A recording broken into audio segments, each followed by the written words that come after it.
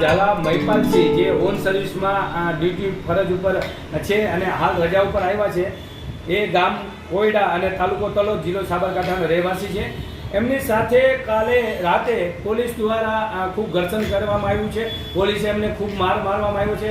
Video આપ સૌ આપણા વોટ્સઅપ ગ્રુપમાં જોયો જ હશે. તો એ એમની સામે એફઆઈઆર કરવામાં આવી છે.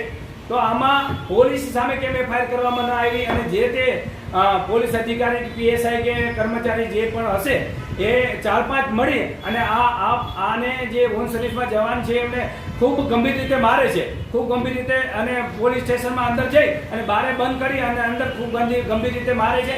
આ ગંભીર બાબત કહેવાય. અને ઓન સર્વિસ જવાને જો આવી રીતે કઈ રીતે મારી શકે એ બાબતને લઈ અને વાંધો ઉઠાવવાનો છે. અને હું હાલ ત્યાં સાબરકાંઠા પહોંચું છું.